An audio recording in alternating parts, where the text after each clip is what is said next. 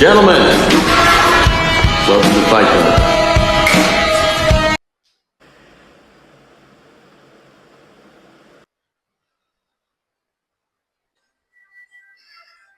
Mm, okay. So I guess day 18 and it is a topic. So actually నా గురించి చెప్పాల్సింది day వన్లోనే. So ఇప్పుడు చెప్తాను. బట్ సో నేను తీసుకున్న present supplements and food, so దీని గురించి ఉంటుంది టాపిక్. సో నేనేమి లైక్ బల్క్లో ఏ సప్లిమెంట్స్ యూజ్ చేస్తున్నా, సో అవి చెప్తాను. Okay. So first of all morning వచ్చేసి ఒక 1 గ్లాస్ మొరింగా పౌడర్ ఉంటుంది. సో అది నాకు మంచిగా ప్లస్ పాయింట్ అది. సో ఎందుకు అనేది తర్వాత చెప్తాను. సో ప్రజెంట్ ఏమేమి తీసుకుంటున్నా అది మాట్లాడతాను.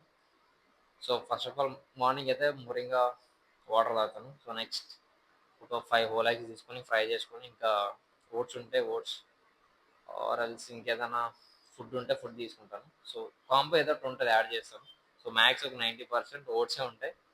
ఓట్స్తో పాటు బనానా సమ్ ఏదో ఒకటి. సో పిజ్జా కాదు, సో బర్గర్ అది సంథింగ్ గుర్తొస్తలేదు. శాండ్విచ్ కాదు, దిల్ పసంద్. ఓకే. సో ఏదో ఒకటి ఫ్రిడ్జ్లో ఏదో ఉంటే ఆటోమేటిక్గా తినేస్తాను. సో ఫస్ట్ మీల్ అవుతుంది. అండ్ నెక్స్ట్ సెకండ్ మీల్ వచ్చేసి సో ఏదో ఒక ఐస్ క్రీమ్, సో ఏదో కంప్లీట్ జంక్ ఫుడ్ మాత్రం ఉంటుంది. సో అది కంప్లీట్ ప్రోటీన్ ఫుడ్ అస్సలు ఉండదు. సో 1% ప్రోటీన్ ఉంటుంది. సో అందులో లైక్ ప్రోటీన్ అంటే ఎట్లా ఉంటుంది అంటే, సో ఆ జంక్ ఫుడ్లో ప్రోటీన్ ఉంటే ఉండాలి తప్ప కానీ, సో నార్మల్గా అయితే ప్రోటీన్ని సపరేట్ చేయను. సో ఆ టైంలో కంప్లీట్ అదే ఉంటుంది. సో పిజ్జా, చాక్లెట్స్ ఇట్లాంటివి ఏదో ఒకటి తినేస్తాను. సో నెక్స్ట్ థర్డ్ మీల్ వచ్చేసి, థర్డ్ మీల్ ఒక్కొక్కసారి రైస్ ఉంటుంది, లేకపోతే సమ్ టైమ్స్ బిర్యానీ ఏదో ఒకటి. సో ఆ టైంకి ఏముంటే అది తినేస్తాం.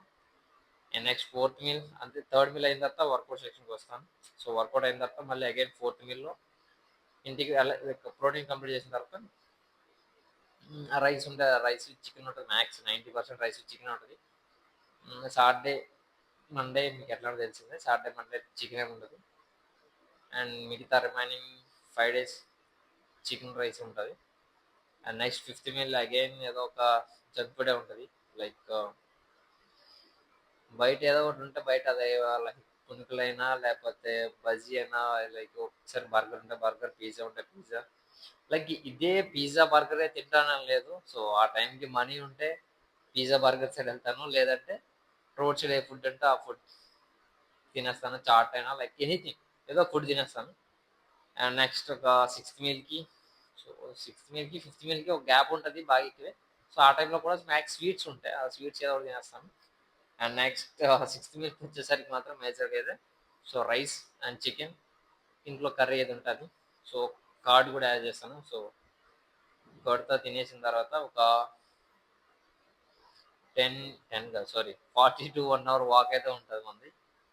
అండ్ నెక్స్ట్ ఇంటికి వచ్చేసిన తర్వాత సో కర్డ్ ఉంటే కర్డ్, ఐస్ క్రీమ్ ఉంటే ఐస్ క్రీమ్, సో ఏదో ఒకటి తినేసి ఇంకా sleep.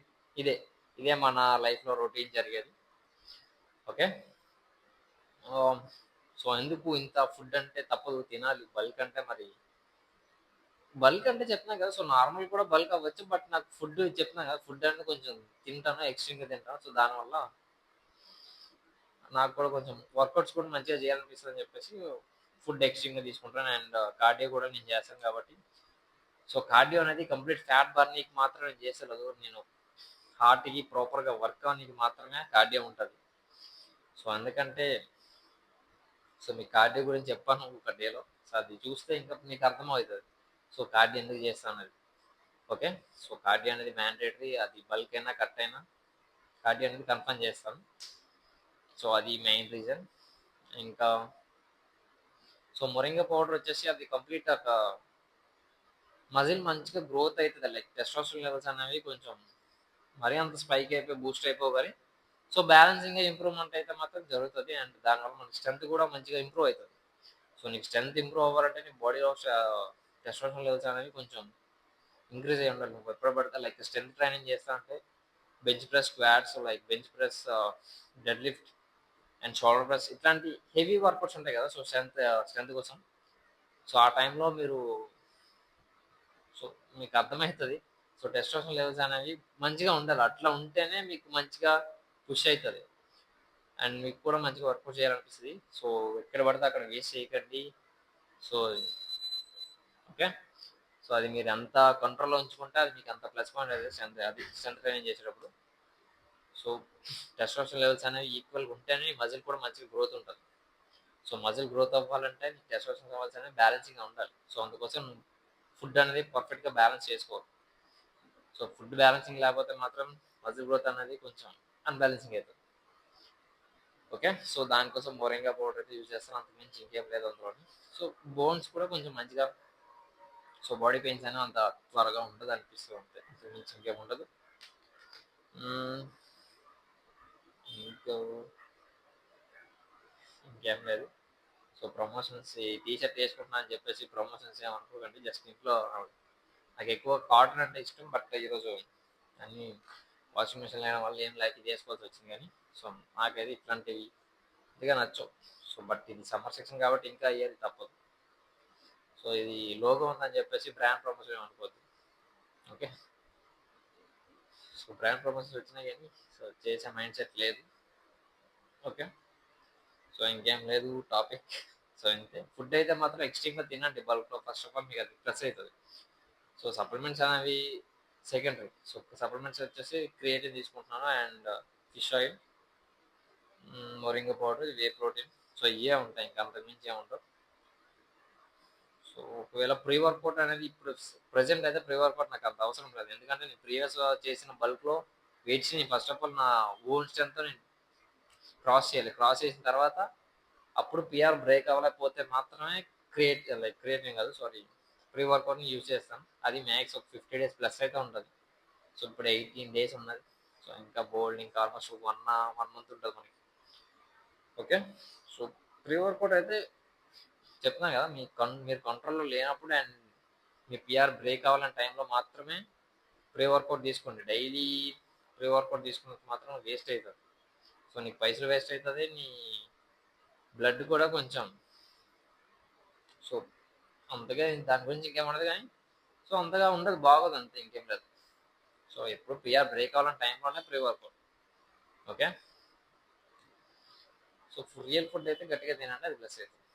Okay, start the workout section. So split అనేది ఆల్మోస్ట్ 20 days తర్వాత చేంజ్ చేద్దాం అనుకున్నాను, but stay 18. So 10 days before split అనేది చేంజ్ అయింది. సో ఇంకా స్ప్లిట్ అనేది మండే నుంచి కంప్లీట్ డిఫరెంట్ ఉంటుంది. ఓకే,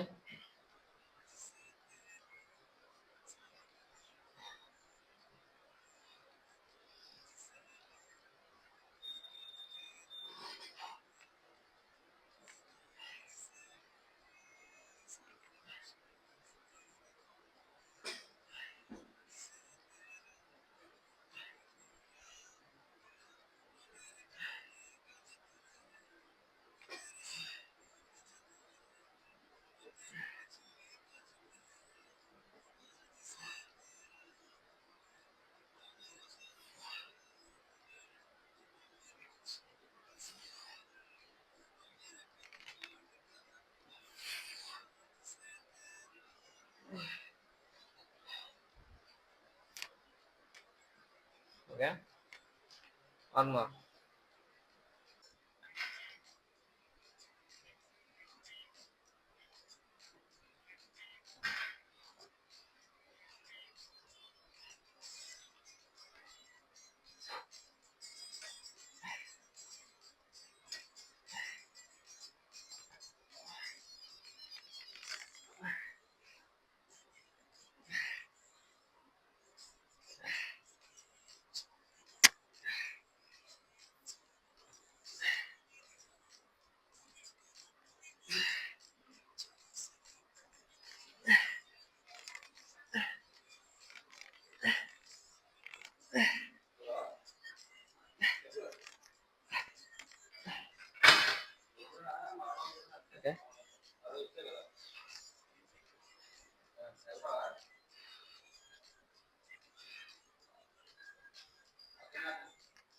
సో ఇది మీ స్క్రిప్ట్ నచ్చితే చేసి లేకపోతే లేదు, బట్ మంచిగా సెట్ అవుతుంది.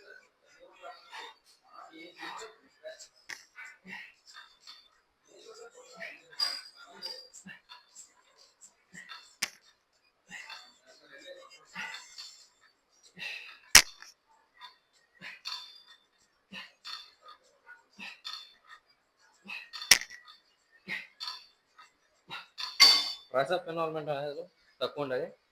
సో కంప్లీట్ ఈ లైన్ అనేది సో కొంచెం ఫ్రీ చేయడానికి ట్రై చేయండి. సో అప్పుడైతే నా బైసెప్ కొంచెం మంచిగా సెట్ అవుతుంది. Okay, one more.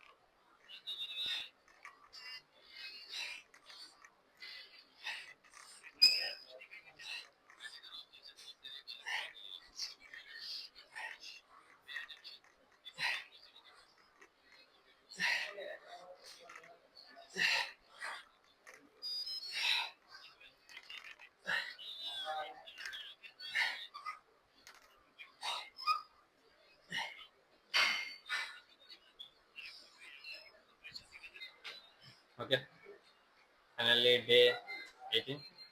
So split ఎందుకు చేంజ్ చేస్తానంటే, సో కటింగ్ ఫేస్ క్లియర్గా ఉంటుంది చెప్పాలి. కటింగ్ ఫేస్ వేరే ఉంటుంది అండ్ బల్క్ వచ్చేసరికి కంప్లీట్ డిఫరెంట్ ఉంటుంది. సో వేరియన్స్ అనేవి తక్కువ ఉంటాయి, వీక్లీ 2 టైమ్స్ చేసే కూడా. సో వేరియన్స్ అనేవి కొంచెం ఎక్స్ట్రీమ్గా ఉంటాయి. సో అందుకోసం వీక్లో నేను 6 టైం ట్రైన్ చేస్తాను కాబట్టి, సో దానికి తగ్గట్టు నేను కట్టుకుంటే పర్ఫెక్ట్ సెట్ అవుతుందని చెప్పేసి స్ప్లిట్ చేంజ్ చేసి ఉంటాను. స్ప్లిట్ గురించి రేపు అంటే మాట్లాడతాం. సో బాడీ కండిషన్ చూపిస్తాం.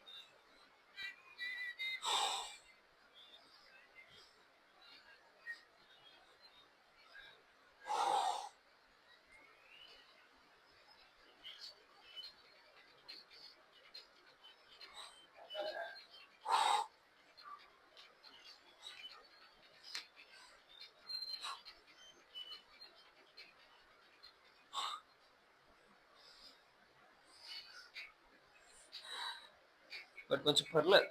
సో వైనస్ అన్నది లోవర్ బాగానే పోతుంది.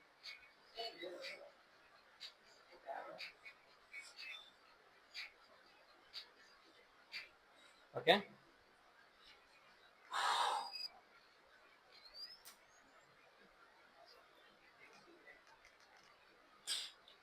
Okay, straight tomorrow. So cardio అనేది దేని బాగా చేస్తాం, 30 బల్స్ చేయడానికి అయితే ట్రై చేయండి, అట్లీస్ట్ 20-30 minutes ఏమో. ఓకే.